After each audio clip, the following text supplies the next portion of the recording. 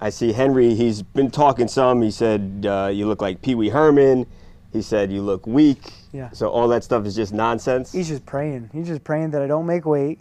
He's praying that I'm feeling weak, but it's not going to happen, man. He really wants me to miss weight so he can fight someone else because he knows I'm going to come in there and mop the floor with him. It's your legacy. It's not so much the belt.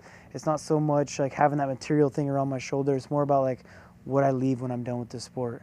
I'm the greatest fighter. I'm the greatest fighter of all time, and I'm here to prove it. So I'm going down a weight class. I can go up a weight class. I can fight everyone. And I want to leave this sport the greatest of all time. You talked about going, you said I can go down, I can go up. That's something that's been talked about in the last couple of days. Yeah.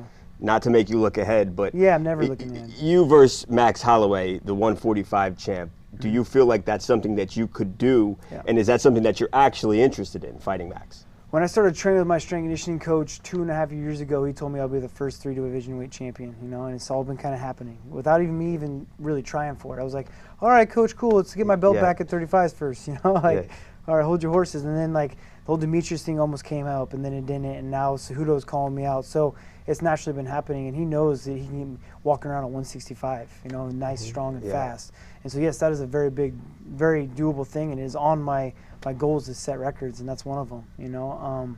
But it's still one step at a time, and let's go out there and beat Henry Cejudo first. And I have long-term goals, and I got short-term goals, and this stepping stone of Henry Cejudo is my short-term goal right now. You go in Saturday, you beat Henry. What's the next move after that? Is it Max?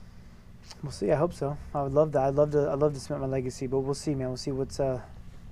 I picture that happening. Yeah. What's your holy shit celebrity moment? Like you're walking around like, oh my god. It's what's yours? It would probably be like in the beginning when I first started like getting on bigger cards and stuff. I remember talking to Shaquille O'Neal during my fight. Mark Wahlberg's right there in one of my fights too. But I remember Shaquille O'Neal, like one of my first fights big fights in Atlanta. I was fighting Mike Easton, and I go to double leg, and my face is pressed up against the cage, and Shaquille O'Neal said something. It's like, this for you, Shaq, and I pick him up, and I slam the guy, and then while I'm elbowing him, like Shaq's like coaching me to the side, he's like, yeah, elbow, you know. But I'd say like the biggest, like for me, biggest celebrity-wise would be like Anthony Kiedis. I'm a big Chili Peppers fan. Yeah. I walk out to the Chili Peppers every fight. I've been a fan of his for a long time, and to see how into fighting he is, he shows up for every fight when he shows up. Right. That's really cool. Is it crazy that those guys know you and they look up to you? Yeah, they're fans of you.